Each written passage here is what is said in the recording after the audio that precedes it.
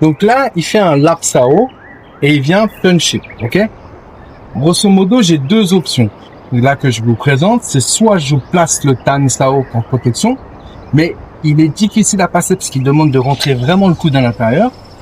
Soit j'ai fait un Tan Sao avec le coude sorti, mais il sera pas puissant et je vais avoir du mal vraiment à faire face. Le Tan Sao sorti, il est intéressant quand il y a un déplacement avec. Mais s'il n'y a pas de déplacement, il n'est pas très efficace. Et la deuxième option, s'il fait son relap, boum, c'est de partir avec un ou, ok? Là, vous serez quand même un peu mieux. Bon. Mais comment je fais? Lui, ce qu'il veut, c'est toucher mon torse. On y va? Boum. Vas-y. Boum. Vas-y. Boum. Encore. Boum. Encore. Boum. Il n'arrive pas à toucher le torse. Pourquoi il n'arrive pas à toucher le torse? C'est-à-dire, on continue, regardez, je ferme les yeux cette fois. Vous allez voir que je ferme les yeux.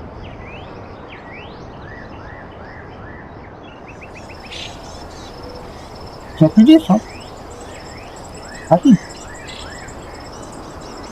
Voilà. On voit que j'ai les yeux fermés? Ouais. Ok. Donc, c'est pas une question de réagir visuellement à ce qui est en train de se passer. Vous réagissez avec vos sensations tactiles. Grosso modo, c'est assez simple à comprendre. Lorsque, ici, vous avez un double contact. S'il veut vous frapper, il va falloir qu'il abaisse votre barrage du centre et qu'il lâche votre main pour frapper lui-même dans le centre. Le moment où il lâche votre main, vous savez que c'est le top départ. Il lâche, boum, je prends le centre. Ok? Et je pourrais le prendre de différentes façons, ce centre. Il lâche, boum, je rentre le centre. Ok? Donc, il faut vous connecter à ce moment où il lâche votre main. Ok?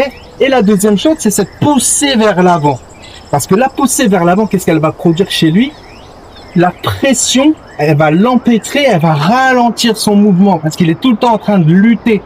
Et du coup, j'amoindris son espace. Quand il va devoir passer à l'intérieur, mais il n'a plus beaucoup de place, il est gêné et du coup, ça baisse sa vitesse d'exécution. Ok? Deux principes, à la fois l'écoute et à la fois la poussée constante vers l'avant. C'est comme ça que vous allez pouvoir être des magiciens. Et donc, comment on devient un magicien? C'est nous qui allons, c'est moi qui vais travailler. Vous allez voir que c'est même pas une question de vitesse. Si je veux le faire rapidement, boum, je vais y arriver, boum, ça tâche, ça touche, boum, boum, c'est rapide. Mais regardez, je le fais même pas rapidement. Là, c'est lent comme exécution. Ok? C'est lent comme exécution. Et vous voyez, il est empêtré, ok? Il est empêtré.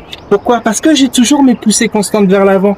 Je lui mets une espèce de pression en termes de sensations qui fait que les sensations sont parasitées. Il n'arrive plus à savoir ce qui vient de lui, ce qui vient de moi. Je prends le